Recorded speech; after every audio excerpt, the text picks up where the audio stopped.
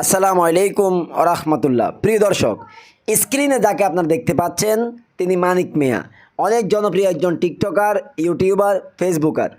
এই মানিক মিয়া এখন 5 লক্ষ টাকা লস খেয়ে ইউটিউবে এসে কাঁদতেছে, সিরিয়াসভাবে কাঁদতেছে। সে 20 লক্ষ টাকার টাইগার মুরগি লালন করবই কিনেছে লাভের জন্য, কিন্তু টাইগার মুরগিগুলি তাকে ধ্বংস করে দিয়ে 5 লক্ষ টাকা খেয়ে দিল। তিনি লস খেলেন এবং বিশাল আকারে লস খেলেন। প্রিয় দর্শক, চলুন আমরা আমি আজকে আপনাদেরকে মানিক মিয়ার ইতিহাস শোনাবো। মানিক মিয়া আসলে কোন জায়গা থেকে আজকে এ পর্যায়ে এসেছে। এখন বলতে গেলে গোটা জীবন মানিক মিয়ার টোটালি যে খরচ সব কিছু ইউটিউব, ফেসবুক থেকে আসে। কিন্তু কিভাবে সে এত জনপ্রিয় হলো তার হিস্টোরি আপনাদেরকে সংক্ষিপ্তভাবে শোনাবো। 20 লক্ষ টাকা ইনভেস্ট করে 5 লক্ষ টাকা ধরা। আমি টাইগার মুরগি উড়াইছিলাম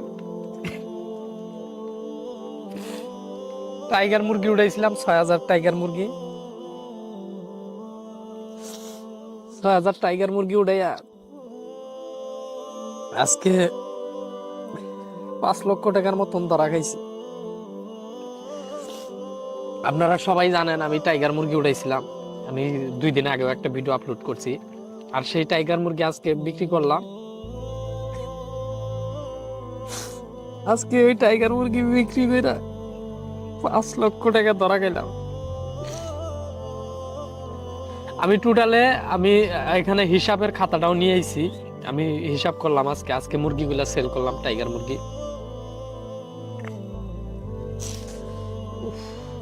মানে আমি কি বলবো, প্রিয় দর্শক, আপনারা দেখলেন মানিক মিয়ার কান্না, সে লস খেলেন।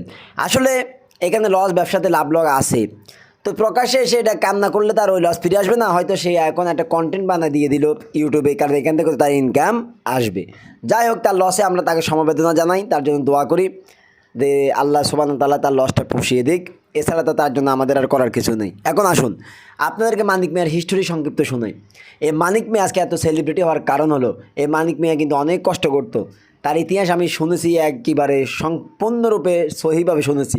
অনেক কষ্ট করতো, অনেক অনেক পরিশ্রম, কষ্ট, অনেক গরিব ঘরের সন্তান, বহু কষ্টের পর আজকের এই লেভেল।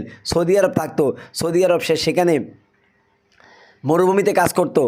তার এর আগে সে সিঙ্গাপুর গেল, এর আগে আরও একটা দেশে গেল, বিভিন্ন দেশ পাড়ি দিয়ে সে অনেক লস খেয়ে, মধ্যম পরিবারের এই সন্তান মানিক মিয়া লস খেতে খেতে খেতে খেতে তারপর সৌদি আরব গেল।